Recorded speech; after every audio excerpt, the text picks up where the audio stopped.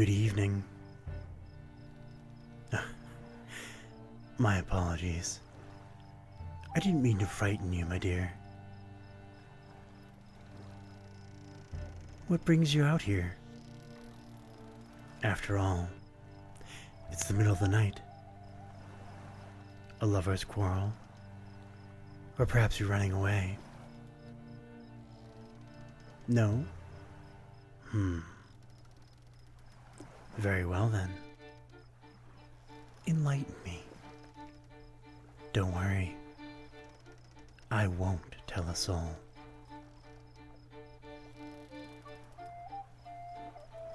I see. You come here often, then, I assume? I thought so.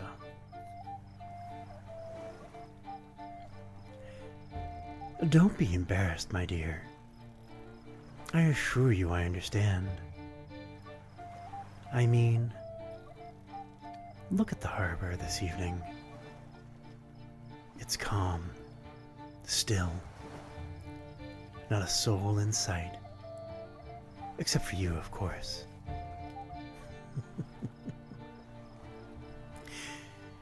Would you like to sit with me? I know many of us don't care to talk to a stranger, but maybe we can both have a change of heart. Just for tonight. Lovely.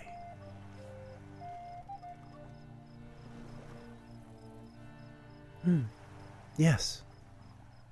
The moon does look nice, doesn't it? She's certainly a sight to behold. Although, I'm afraid I'm not able to appreciate her as much as I once was able to. After all, an eternal marriage is bound to grow stale. Or rather, bittersweet. I still love her and the night, but it's complicated. Oh, don't worry, I don't expect you to understand. Please, ignore my rambling, and let's indulge in a conversation which will be more fruitful for the both of us. Tell me, is there anything in particular you'd like to speak about? Remember, my dear, when one speaks to a stranger, they throw their words away to the passing wind. I have no use for your stories, nor do I possess any ill motives. Your words are forever safe with me.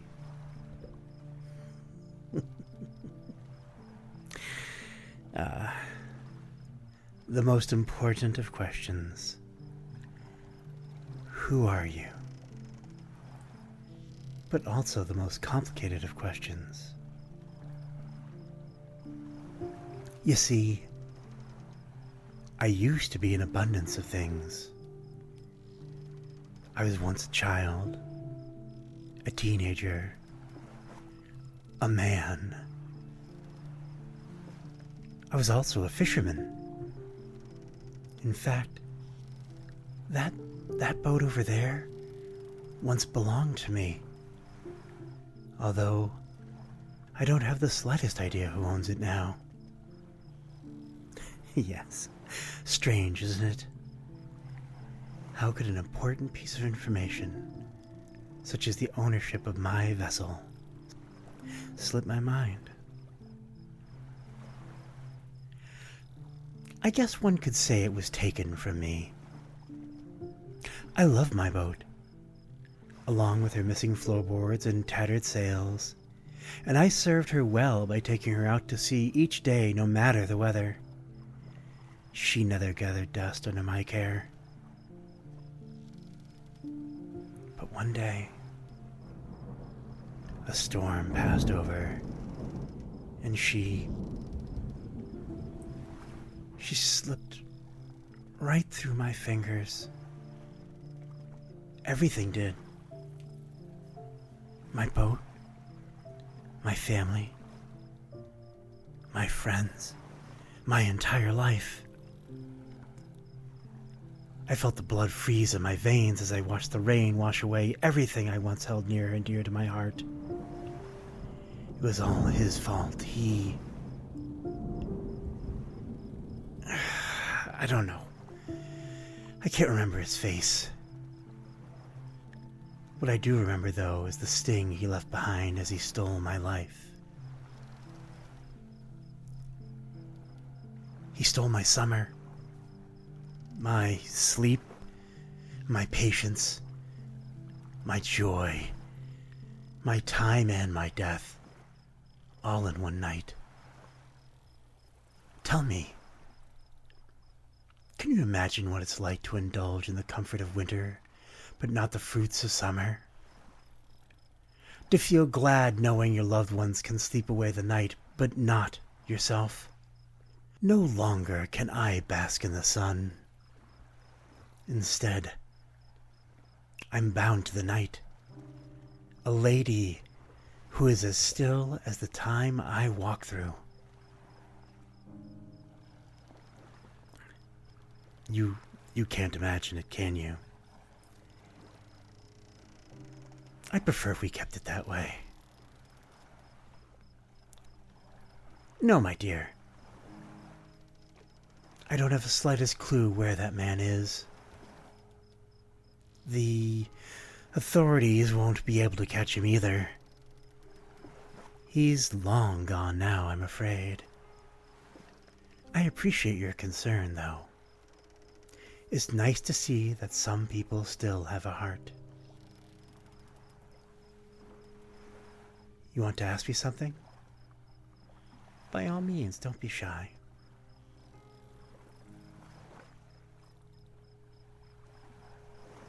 My teeth? Ah, yes. They do look sharp, don't they? You haven't seen teeth like this before, have you? I thought not. Would you like to take a closer look? It's the least I could do to sate your curiosity.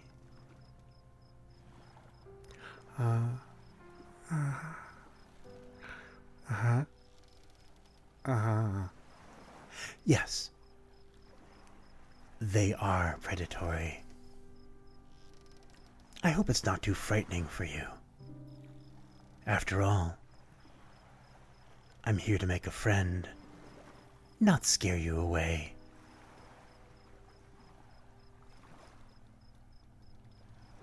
You aren't scared? That's good to hear.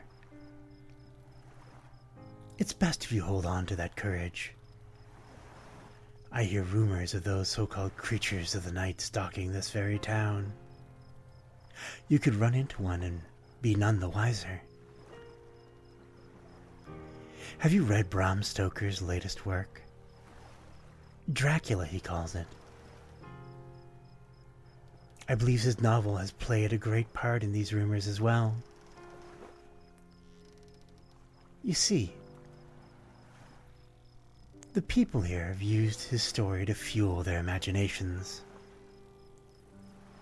Some say these nocturnal creatures prey on the living, or rather, the blood of the living. They tiptoe through the moonlit streets and hide within the shadows, waiting for some poor soul to stroll by. And when the time is right, they drag them away into the endless night. Their victim will fight back and their pulse will quicken, but that just makes them all the more appetizing. Finally, their poor heart will continue to race inside their chest until it stops. Their soul finally devoured with no scraps to be spared, their mortality drained like a sweet wine. These are only rumors, of course. Words I've heard in passing. Many people have disappeared this past month, but who's to say that's the fault of the supernatural? There's been a handful of murders as well. But once again, can one really blame this on beings from another plane? Spirits? Monsters?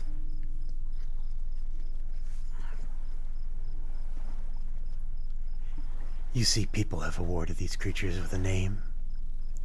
Please, enlighten me.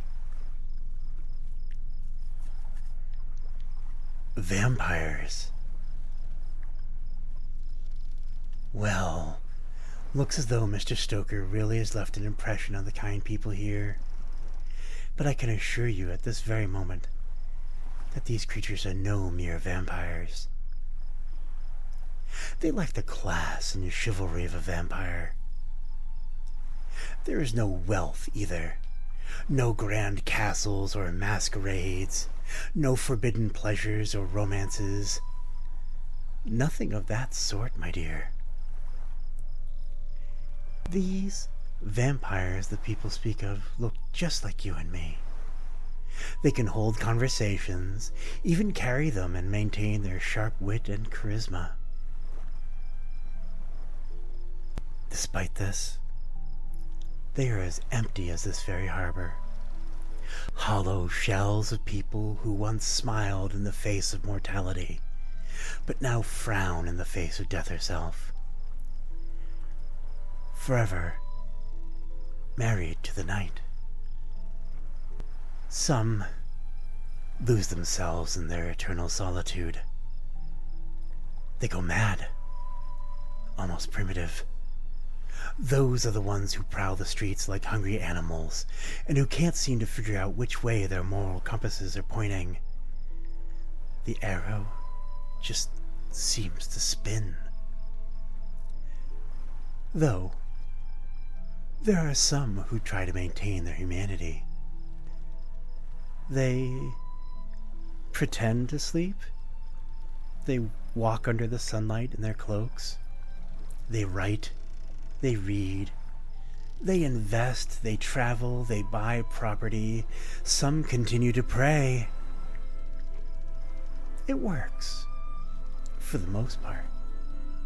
They maintain their footing in the mortal world, despite the obvious disadvantages.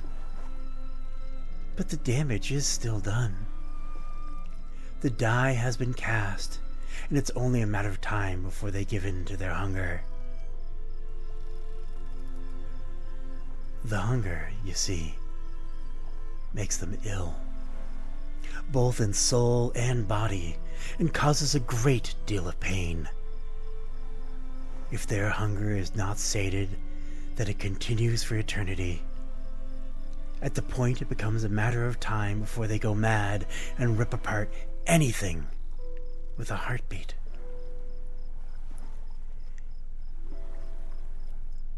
These are the creatures you're up against, stalking through the night and lurking through the day, blending in with the innocent.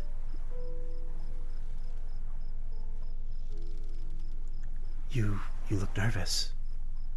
Are you feeling well?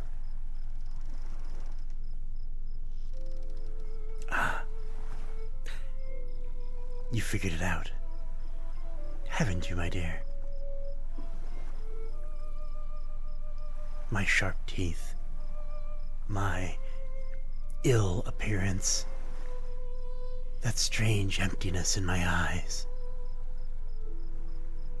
You know exactly what I am. Don't think I haven't noticed your hand moving toward that bulge beneath your coat. Let me guess. A stake? Perhaps a crucifix? Or maybe a bag of garlic? I admire your effort, but I'm afraid it's all for naught. You see, it was never my intention to harm you. All I did was give a stranger a warning. That is the only sin I've committed tonight. I do not want you to face the same curse that I have.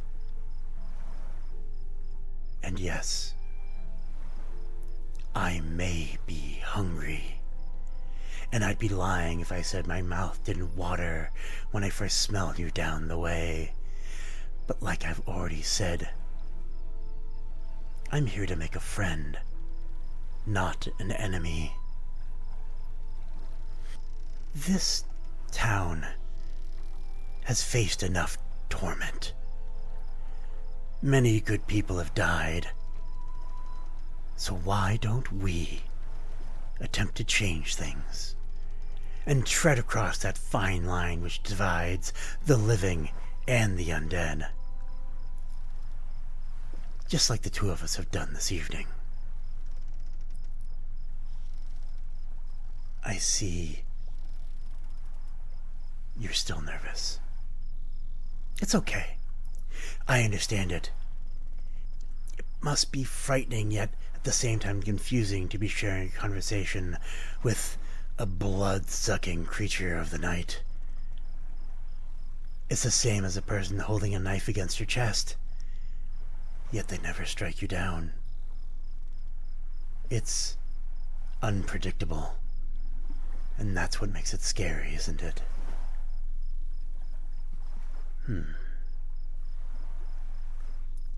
If it will calm your nerves, then I shall leave.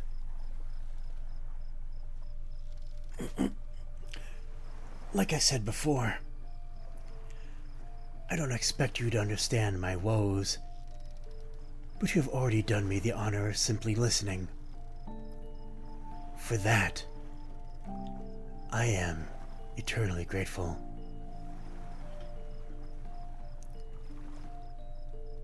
I feel as though Shelley put it into words quite nicely, though. Then, thou wast lovely, mild, and gentle.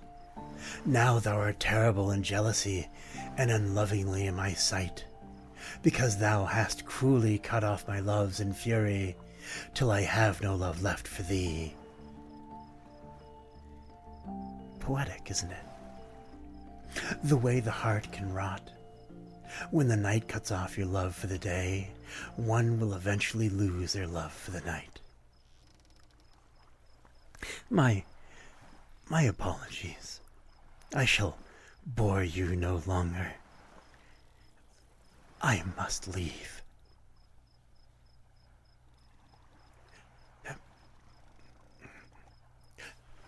Remember, my dear, if you are ever in need, you can always place your full faith in your stranger by the harbor. A mist will be rolling over your town shortly, so I suggest you make your way back home where it's safe. But for now, I shall bid you adieu. Take good care of yourself. I'm not the only one present this evening, and the others are not so friendly. So it would be best if you avoided straying away from the path. That's good to hear. Farewell, my dear. Till we meet again.